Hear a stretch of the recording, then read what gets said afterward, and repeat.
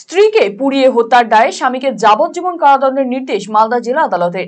জানা গিয়েছে 2012 সালের 26শে ডিসেম্বর মালদার কালিয়াচক থানার ডাল্লু গ্রামে পণের দাবিতে রাজীব রজক নামের এক ব্যক্তি তার স্ত্রী রানু রজকের গায়ে আগুন লাগিয়ে দিলে গুরুতর জখম হয়ে মালদা মেডিকেল কলেজ ও হাসপাতালে চিকিৎসাধীন অবস্থায় তার মৃত্যু হয়।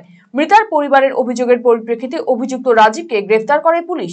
দীর্ঘ 12 বছর ধরে সাক্ষ্য প্রমাণ গ্রহণের পর মঙ্গলবার মালদার অ্যাডিশনাল ডিস্ট্রিক্ট জাজ থার্ড কোর্টের বিচারক সংঘমিত্রা পোদ্দার অভিযুক্ত স্বামীকে যাবজ্জীবন কারাদণ্ডের নির্দেশ দিয়েছেন। অন্যদিকে এই সাজা ঘোষণায় খুশি মৃতার পরিবার।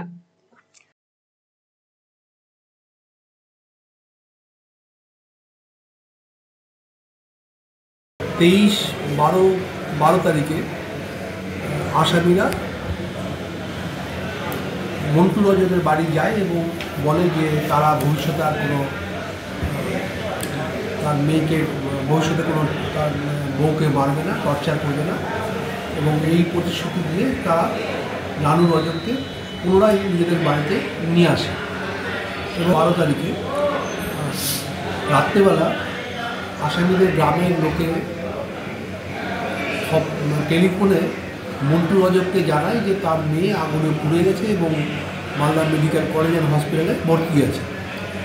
তারপরে 27-12 তারিখে মন্টু রজক তার মেয়েকে দেখতে ওই হসপিটালে যায় এবং মেয়েকে জিজ্ঞেস করে যে কেন কীভাবে তার আগুন লেগেছে গায়ে। তখন সে বলে যে আসামিরা তাকে ঘরে বন্ধ করে তার গায়ে আগুন লাগিয়ে কেরোসিন তেল ঢেলে আগুন লাগিয়ে দিয়েছে।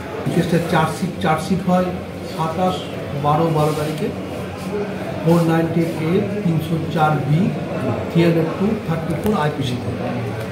তারপর প্রসিকিউশন চার্জ ফ্রেম করে এবং আসামিরা দোষ স্বীকার করে না এবং তারপর প্রসিকিউশন থেকে 12খানা সাক্ষী দেওয়া হয় এবং গত ইংরেজি 23-12-24 তারিখে লার্নেড এরিয়া থার্ড কোর্ট সংঘমিত্রা পোদ্দার উনি রাজীব রজকের বিরুদ্ধে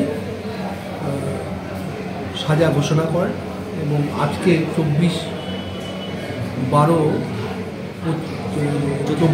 তারিখে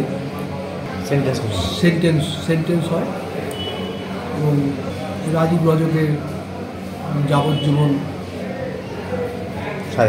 সাজা ঘোষণা হয়। 12 বছর ওই যে টাকা পয়সা নেবার জন্য পঞ্চায়েত কি বাড়ি চলে এসেছিল তো মেয়ে। হ্যাঁ, তারপরে কি হয়েছিল? তারপরে আবার গ্রামের সালিশ হয়ে আবার নিয়ে গেল। নিয়ে যাওয়ার পরে 3 দিন পরে আবার লেগে পুড়িয়ে মেরে ফেলে দিলে, রাত্রি তেল ঢেলে দিয়ে।